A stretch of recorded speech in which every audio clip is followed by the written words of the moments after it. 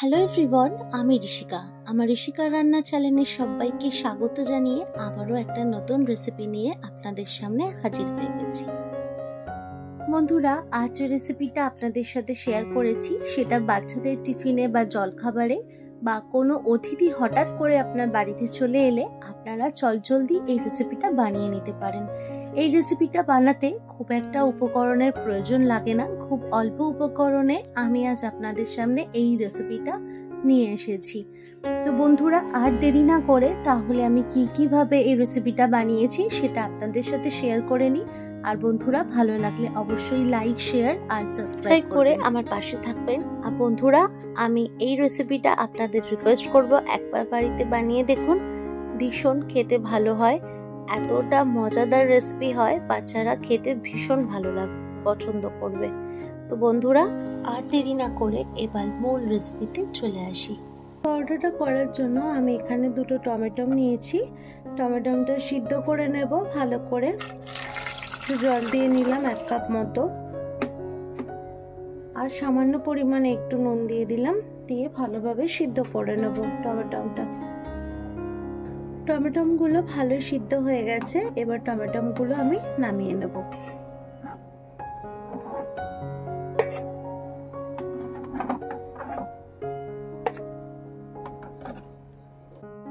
টমেটোটা ঠান্ডা হয়ে গেছে। এবার টমেটোটা খোসাটা ভালো করে ছাড়িয়ে নেব।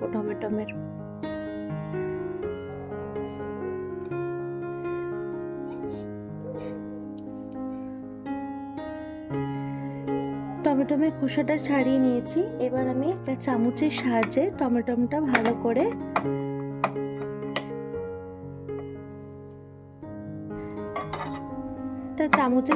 টমেটোটা ভালোভাবে ম্যাশ করে নেব, যাতে গোটা কিছু না থাকে। কারণ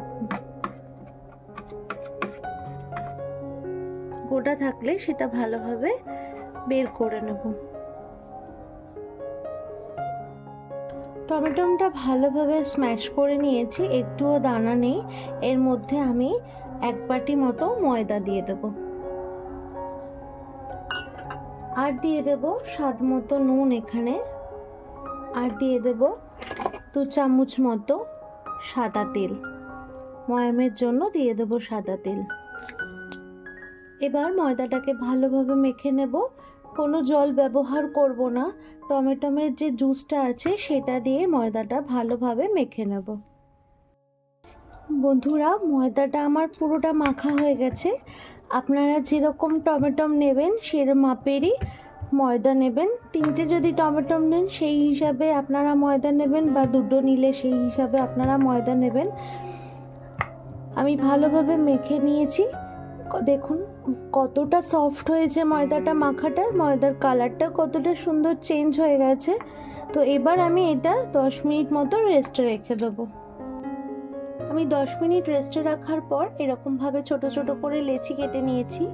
আপনারা আপনাদের পছন্দ মতো অনুযায়ী করে নেবেন।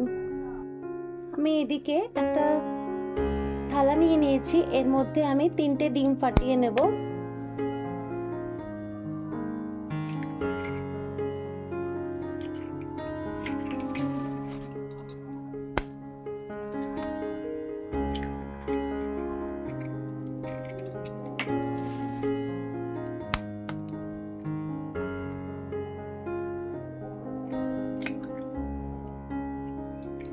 তিনটে ডিম ফাটিয়ে নিলাম। এর মধ্যে দিয়ে দেব আমি ধনেপাতা কুচি,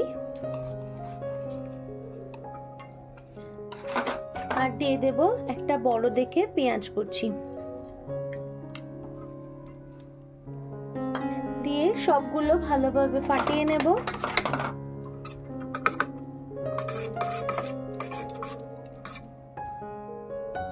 স্বাদ মতো নুন দিয়ে দেবো এতে, দিয়ে ভালোভাবে ফাটিয়ে নেব।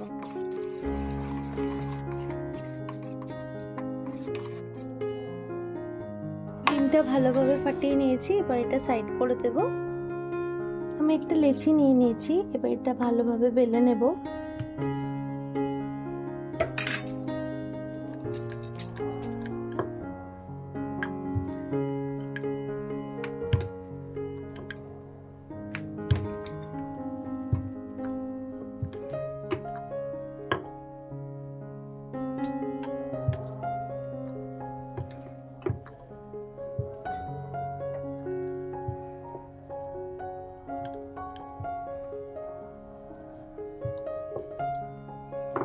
ভালোভাবে বেলে নিয়েছি।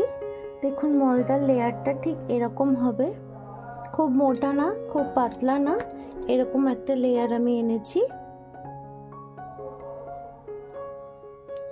না এরকম করলে পরোটাটা খেতে খুবই সুন্দর লাগবে, আর পরোটাটা ভিতরে কোনো কাঁচা থাকবে না।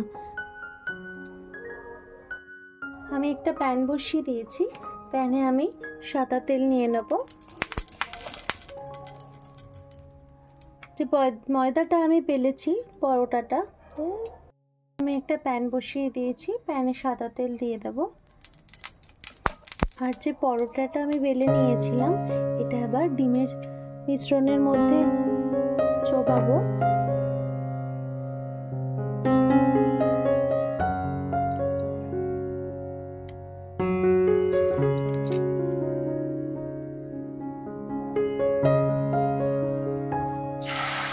দিয়ে এটা ফ্রাই প্যানের মধ্যে দিয়ে দেবো।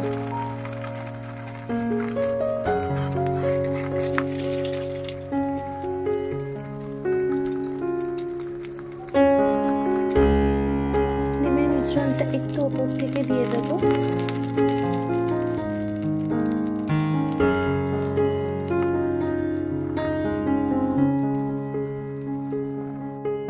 এক সাইড হয়ে গেছে, এবার আমি উল্টে নেব।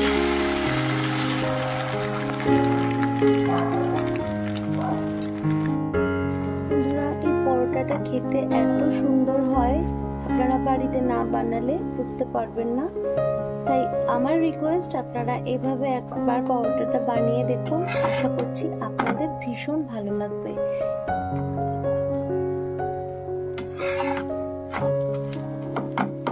উল্টে পাল্টে পরোটাটা ভালোভাবে ভেজে নেব।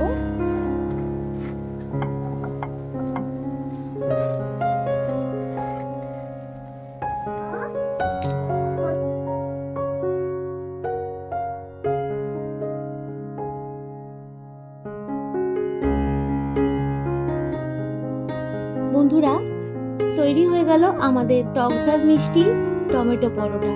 এই রেসিপিটা এতটা খেতে টেস্ট হয়, আপনারা একবার বাড়িতে বানিয়ে দেখবেন, ভীষণ ভালো লাগবে। এটা এখন পরিবেশনের জন্য একদম রেডি, আশা করছি আপনাদেরও ভীষণ ভালো লাগবে। বন্ধুরা, আবার আসবো অন্য কোনো দিন অন্য কোনো রেসিপি নিয়ে। আজকের মতো ধন্যবাদ। আপনারা ভালো থাকবেন, সুস্থ থাকবেন, পরিবারের সকল সদস্যকে ভালো রাখবেন।